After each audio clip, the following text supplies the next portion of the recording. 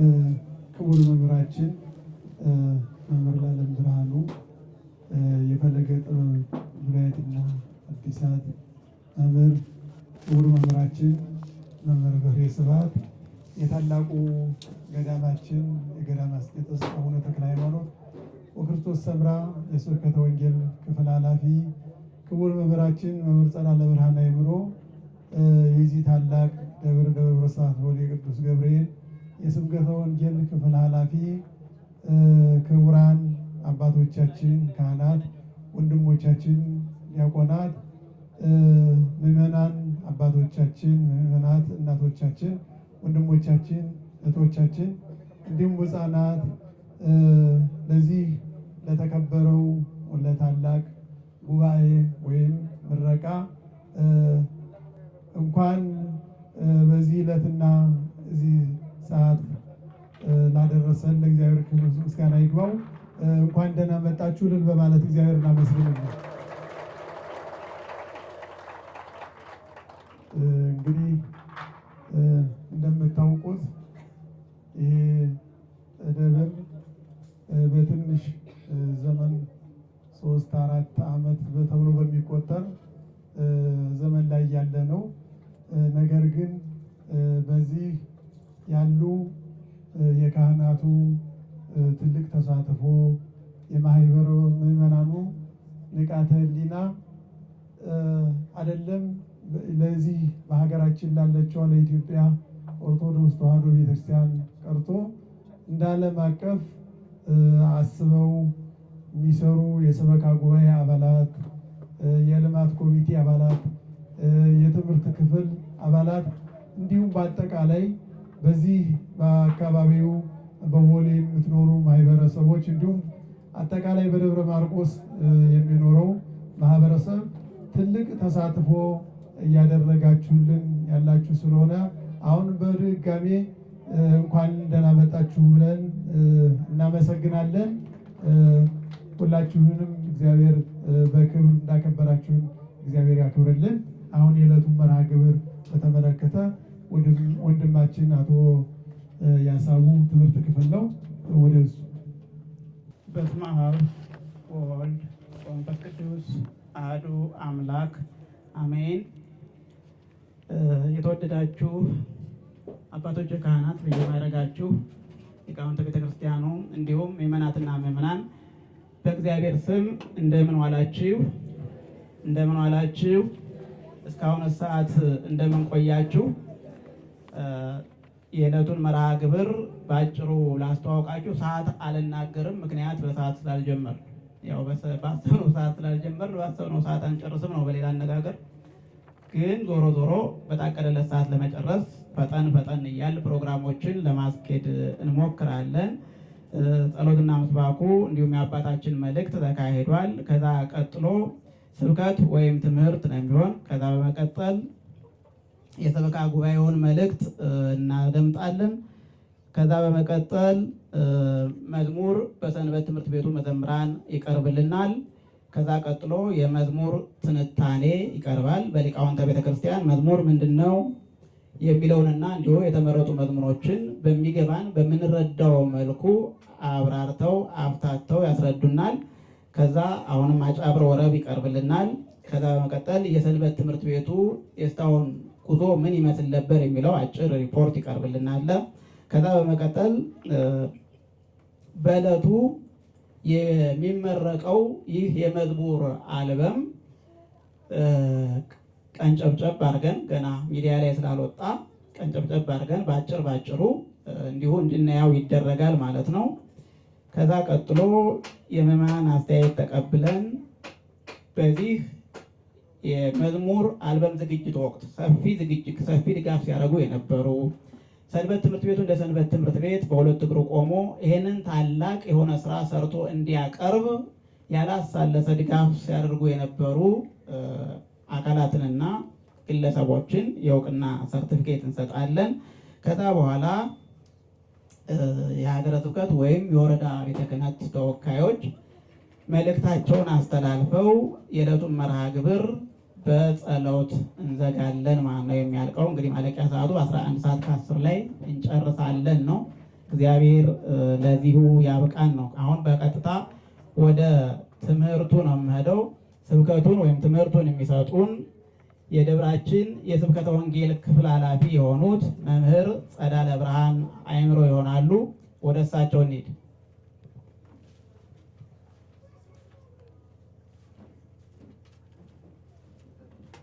በስመ አብ ወወልድ ወመንፈስ ቅዱስ አሐዱ አምላክ አሜን።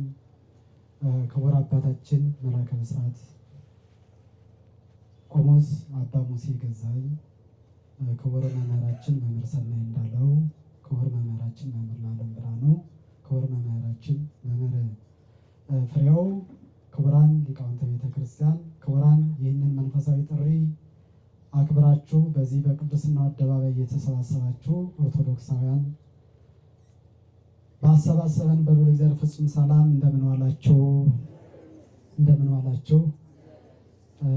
እንደ እግዚአብሔር መልካም ፈቃድ የምንመማርበት ኃይለ ቃል የሚሆነው ወእዜምር በአእምሮ በሚል ይሆናል። ኃይለ ቃሉን የምናገኘው ሐዋርያው ቅዱስ ጳውሎስ በጻፈው አንደኛ ቆሮንቶስ ምዕራፍ 14 ከቁጥር 15 ላይ ሲሆን የኃይለ ቃሉ ዋና መሰረታዊ ዓላማ ሁላችንም መዘመር ማመስገን የምንችል መዘመር ማመስገን የሚችል አንደበት የተሰጠው በሙሉ የሚያመሰግነውን አምላክ አውቆ ተረድቶ ማመስገን እንዳለበት ስለማወቅ፣ ስለመገንዘብ፣ ስለመረዳት ይሆናል። አምላካችን እግዚአብሔር ሰዓቱን ይባርክልን፣ ይቀድስልን። ሐዋርያው ቅዱስ ጳውሎስ ማንኛውም እንዲያመሰግን አንደበት የተሰጠው በሙሉ ሲያመሰግን አንደኛ ቋንቋን በሚጠቀምበት ጊዜ በሚያውቀው ቋንቋ በሚረዳው ቋንቋ እንደሆነ ያስተምራል። የሚያመሰግንበት ቋንቋ በሚያውቀው ቋንቋ ምስጋናውን ለሚያቀርብላቸው ሰዎች ራሱ ቋንቋውን ማወቅ እንዳለባቸው ያስረዳል ማለት ነው። አንዱ ሐሳብ ይሄ ነው። ሁለተኛው ሐሳብ ወእዜምር በመንፈስ በቃሌ ወይም በአንደበቴ በተሰጠኝ ጮት በተሰጠኝ አንደበት አመሰግናለሁ። ወእዜምር በአእምሮ ሳመሰግን ግን ጮት ስለቻልኩኝ ዜማውን ስለያዝኩኝ አንደበቴ በጣም ለስላሳ ስለሆነ መልካም የሚያምር ዜማ የሚያምር ጉሮሮ ስላለኝ ብቻ አይደለም አውቄ ተረድቼ የማመልከውን አምላክ ስለ አንድነቱ፣ ስለ ሶስትነቱ፣ ስለ መግቦቱ፣ ስለ አምልኮቱ ተረድቼ በህሊናዬ በልቤ እያሰብኩ እያስተዋልኩ አመሰግናለሁ ይላል። ልብ በሉ። መጀመሪያ በመንፈስ አመሰግናለሁ አለ። ሁለተኛው በአእምሮ አመሰግናለሁ አለ። አንደኛው በመንፈስ እዘምራለሁ አመሰግናለሁ ሲል ምን ማለቱ ነው የሚለውን ስናይ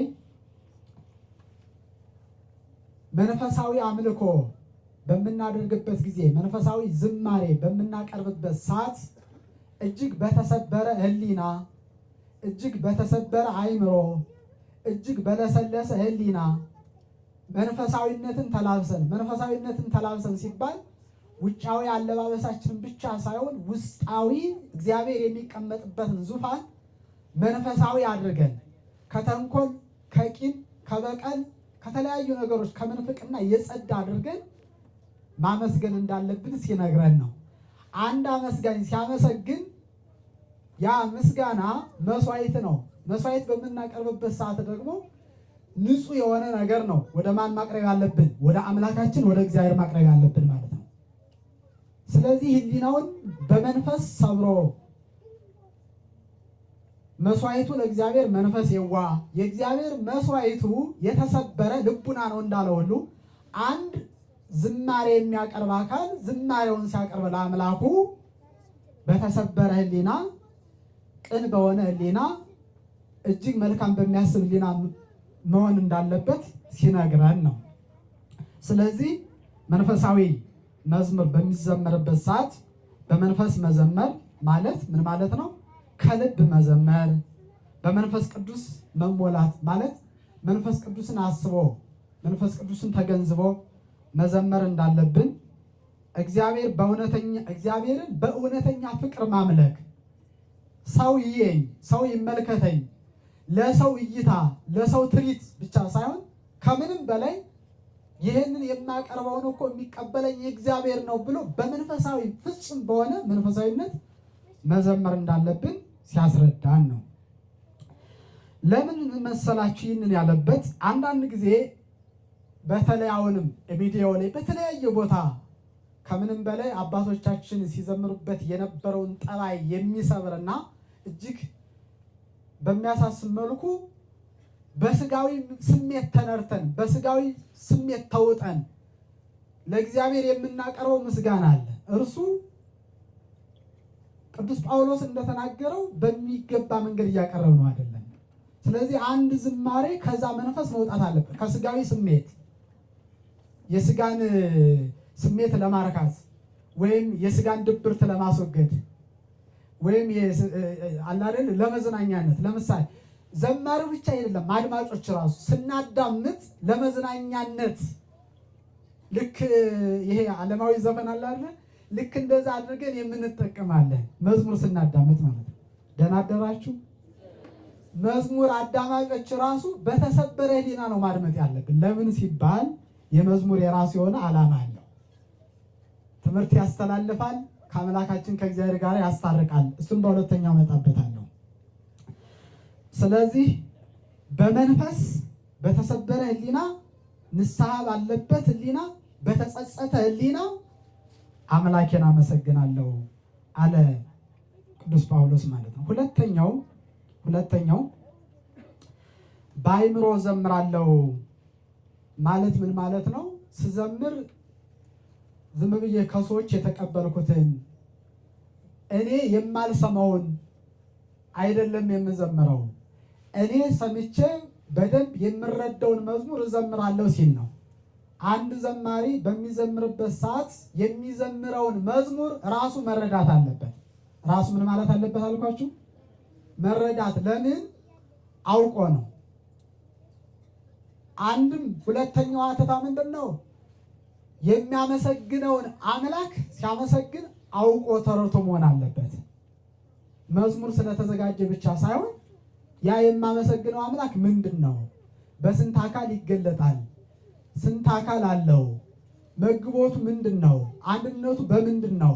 ማንን ይመግባል? ሌሎቹ ተከታዮችስ እንዴት ይኖራሉ? የሚለውን ነገር በደንብ በተረዳ ሁኔታ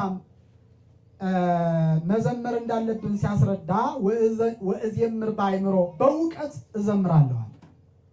ስለዚህ የምንዘምር በሙሉ መጀመሪያ ማስቀደም ያለብን እውቀትን ነው። ካወቅን በኋላ አውቀን በደንብ በእውቀት ተሞልተን ያወቅነውን አምላክ ስናመሰግነው እግዚአብሔርም ይቀበለዋል ማለት ነው። ትክክለኛ አምልኮ ይሆናል። ለምን መሰላችሁ ሐዋርያው ቅዱስ ጳውሎስ ይህንን ያለበት? በዝማሬ ውስጥ ምን መኖር አለበት? የመዝሙሩን ቃል መረዳት አለበት። አንድ ዘማሪ ዘማሪው ብቻ ሳይሆን አድማጩ ራሱ እየተረዳ ወይም ቋንቋውን እየተገነዘበ መሆን አለበት። በሁለተኛ ደረጃ የሚዘምረውን መዝሙር ከመጽሐፍ ቅዱስ ጋር ምን ማድረግ አለ? ማጠጣም አለበት። ማጠጣም ብቻ ሳይሆን መጽሐፍ ቅዱሳዊ መሰረት ያለው መሆን አለበት። ከመጽሐፍ ቅዱሱ ያልወጣ በመጽሐፍ ቅዱሱ የሚዳኝ መጽሐፍ ቅዱስን መሰረት ያደረገ መጽሐፍ ቅዱስን ሰባኪው ወይም ወንጌላውያን የወንጌል መምህራን በቃል ወይም በአንደበታቸው በዝሩ ማለት ነው በዝሩ አገለጻለስ ወይም በግጥም ያስተምሩት እንደሆነ አንድ ዘማሪ መጽሐፍ ቅዱስ ላይ ያሉ ቃላትን በስንኝ ደርድሮ በዜማ በደንብ አድርጎ አጠንክሮ ለምዕመናን ጆሮ ቅርብ አድርጎ የእምነቱ ተከታዮች ምዕመናን ጋራ የሚያስተዋውቀን በመሆኑ እንኳን ደስ አለን፣ እንኳን ደስ አላችሁ። የደብራችን ደብረ ብስራት ቅዱስ ገብርኤል ቤተክርስቲያን ህዳር 10 ቀን በ2014 ዓ.ም ቅዳሴ ቤቱ በብፁዕ አባታችን አቡነ ያሬድ ቅዳሴ ቤቱ ከብሮ የተሟላ አገልግሎት መስጠት ከጀመረ ጊዜ ጀምሮ በምዕመናን ትብብር በአገልጋዮች ትጋትና በእግዚአብሔር ቸርነት በርካታ መንፈሳዊ ልማታዊ ስራዎችን ማከናወን ተችሏል። በተለይ የደብሩ አገልግሎት በተደራጀና በተቀናጀ ሁኔታ እንዲመራ በቃለ ዓዋዲው መሰረት የተለያዩ ክፍላት በማደራጀት ወደ ስራ እንዲገቡ የተደረገ ሲሆን እያንዳንዱ የስራ ክፍልም የራሱ እቅድ በማዘጋጀት መንፈሳዊ አገልግሎት በትምህርት በወጣቶችና ምዕመናን ስልጠናና በልማት ዘርፍ በርካታ ስራዎችን አከናውኗል። ይህም የደብሩ አገልግሎት በአጭር ጊዜ የበለጠ ውጤታማ እና ተደራሽ እንዲሆን አድርጎታል። ከዚህ በተጨማሪ የዘመናዊ ትምህርት መስፋፋት ከጀመረበት ከ20ኛው ክፍለ ዘመን ጀምሮ የአብነት ትምህርት ቤቶች እየተዳከሙ በመምጣታቸው በርካታ ገዳማትና አድባራት በአገልጋይ እጦት ሲቸገሩ፣ አንዳንዴም አገልግሎታቸው ሙሉ በሙሉ የተዘጋ መሆኑን በመረዳት ደብራችን የነገዋን ቤተ ክርስቲያን ተረካቢ ሊቃውንት በተሻለ ጥራት በማፍራት ለቤተ ክርስቲያን በማበርከት የራሱን አሻራ ለማስቀመጥና መንፈሳዊ ግዴታውን ለመወጣት ደብሩ ከተቋቋመበት ጊዜ ጀምሮ 2 ጉባኤ ቤቶችን ያቋቋመና የመጽሐፍ ትርጓሜ ጉባኤ ቤቶችን ተከፍተው ደቀ መዛሙርት በውድድር በመቀበል በመጽሐፍ ትርጉም ትምህርት፣ በመዝሙር፣ በመንፈሳዊ ሕይወትና በንባብ በስብከት እያሰለጠነ ለወደፊት አገልጋዮችን በማፍራት ላይ ይገኛል። ከዚህ በተጨማሪም ደብሩ የሰንበት ትምህርት ቤት ወጣቶችን፣ ሕፃናትን በክርስቲያናዊ ስነ ምግባር፣ በመንፈሳዊ ትምህርት፣ በመዝሙር ጥናት፣ በስነ ስዕል፣ በቅዳሴ ስርዓትና በቤተ ክርስቲያን ትውፊት ማነጽና ለቤተ ክርስቲያን ለሀገር ለሚጠቅሙ ዜጎች ማድረግ ትልቅ ሚና እየተጫወተ ይገኛል። ነገር ግን ይህ ሁሉ ስራ ያለ ፈተና አልተከናወነም። ደብሩ ከተመሰረተበት ጊዜ ጀምሮ በብዙ ፈተናዎች፣ ችግሮች መካከል አገልግሎቱን በጽናት ቀጥሏል። በተለይ የቦታ ጥበት፣ የፋይናንስ እጥረት፣ የውስጥና የውጭ ጫናዎች መጨመርና የተሟላ አገልግሎት የሚውል ቁሳቁስ እጥረት ከፍተኛ ፈተናዎች ሆነው ቆይተዋል። ሆኖም በምዕመናን አንድነትና በእግዚአብሔር ቸርነት እነዚህን ችግሮች በትዕግስት በመቋቋም ደብሩ ወደፊት መጓዝ ችሏል። በተጨማሪ የቦታ ጥበት ችግርን ለመፍታት የመሬት ይዞታ ማስፋፋት ቦታ በማስፈቀድ ለወደፊት የልማት ስራዎችን መሰረት ለመጣል ከፍተኛ ጥረት የተደረገ ሲሆን ይህንንም ለማሳካት የተለያዩ የገቢ ማሳኪያ ዘዴዎችን ተግባራዊ እየተደረጉ ይገኛሉ። ከነዚህ መካከል ምዕመናን መዋጮ፣ የመሬት ካሳ፣ መሬት ግዢ፣ የተስፋ ቦንድ ሽያጭ፣ የአስራት እቁብ በመሳሰሉ የልማት መርሃ ግብሮች ደብራችን ለአገልግሎት ለልማት የሚያስፈልገውን ገቢ በማሰባሰብ